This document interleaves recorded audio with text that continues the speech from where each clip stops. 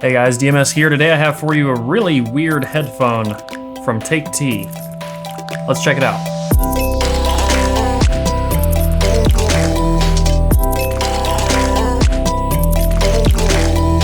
So yes, this is the actual box that it comes in. It is packaged like this.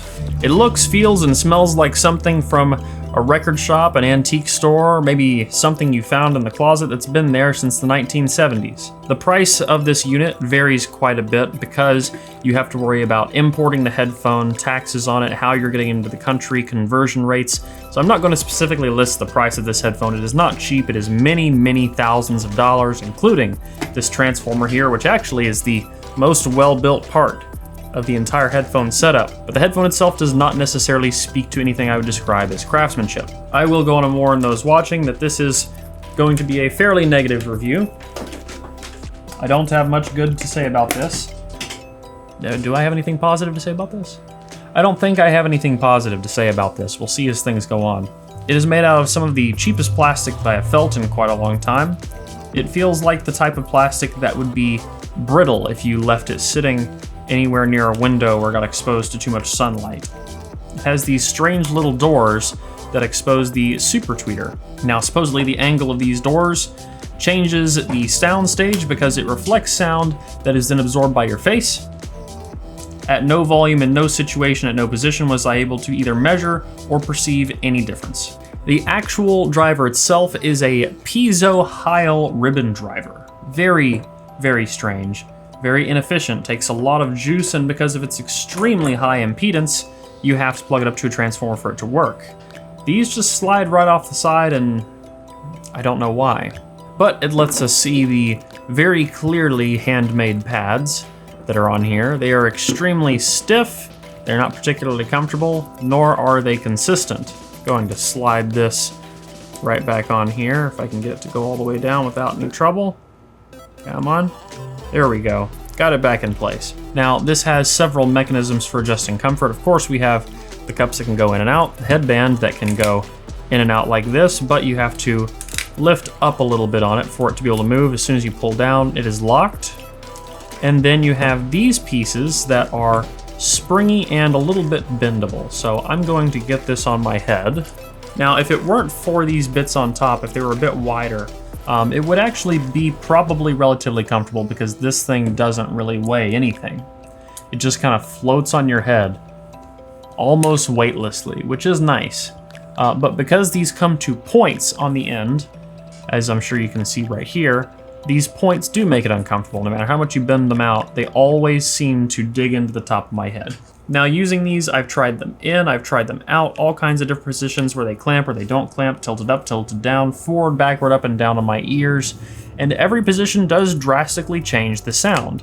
And you get some interesting results, but none of those interesting results are anything that I would describe as good. This doesn't produce any sub-bass, anything meaningful at all at least, and the abundance of mid-bass that it does produce is the equivalent to a loose, large bass drum being hit with a wet towel. For what bits of the mid-range that are not riddled with massive craters in the frequency response can be extremely harsh and resonant, and you can hear the driver not rattle, but certainly peak and resonate with a very large range of frequencies while listening to music, especially things like piano. The high frequencies manage to be virtually non-existent and still sibilant at the same time. It sounds extraordinarily dark, but still somehow produces some level of treble peaks. It does have a Neutrik connector, which is nice. Unfortunately, the cable itself is non-detachable from the headphone and is the equivalent of something you would find at a yard sale on an old lamp that someone really wants to get rid of because it's just not up to code anymore. Or like those super old Christmas lights that are like on strings that are definitely a fire hazard. That's what this headphone cable is like. But it gets better. You have to use this large transformer, as I mentioned, and hook it up to a speaker amp. A pretty powerful speaker amp at that. I hooked it up to the Crown XLS 2002 to get it up to good listening levels. And that's one of the better amps I heard on it. I listened to this on a Class A amp. I listened to it on a number of receivers. In some cases it improved a little bit, but realistically it just does not sound good in any way at all whatsoever. This TakeT headphone is best described as a hearing loss simulator. If you want to know what it sounds like to have hearing loss, put on this headphone and try listening to music. Now, if you wear it for hours and hours and hours at a time, God help you, you will start to get used to the sound. Our brains are incredible things, and we can make up for the just massive dips and peaks that this thing is filled with. And at that point, you can mess with it on your head and get some very interesting sound. The owner of this headphone specifically said something that I think is extremely accurate to what this headphone is doing. You're not listening to the music. You are not listening to the tuning or anything like that. You are listening to the sound of the driver in this headphone. It's not the tuning of the headphone. It's not these little super tweeters that don't really do anything. You are listening to the sound of this piezo Heil ribbon driver.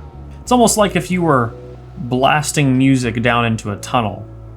You don't necessarily do that to hear the music. You do it to hear what it sounds like bouncing around in a tunnel.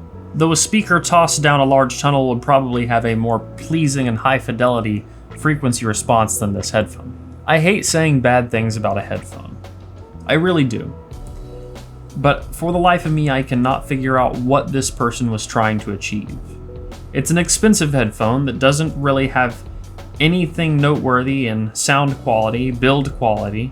Comfort is relatively nice if it weren't for this, so I feel like a lot of things on here were thrown together as afterthoughts. Just, you know what, let's take the first thing we think of, throw it on there, and ship it. It's good to go. Oh, we need something to suspend the headphone. Well, you know what, let's just put these little springs on here. Oh, yep, they fit. All right, perfect. Send it like that.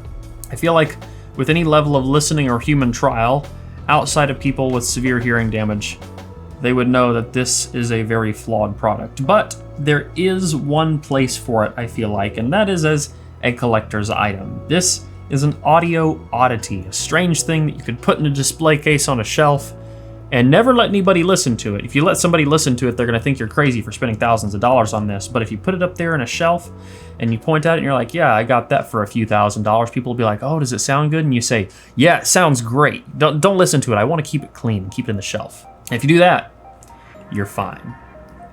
Just don't buy it and expect to listen to it. That was a short and relatively chaotic video, but that is pretty much all I have for you guys today. If you liked this video, please leave a like down below and a comment letting me know what you want to see in the future. If you want to support the channel, you can by getting an analog shirt. I'll have those linked in the video description. They help make videos like these possible. If you want to get active in the community, you can at forum.hifiguides.com. And as always, don't forget to stick around and subscribe for more videos like this in the future. Until the next one, guys. Peace.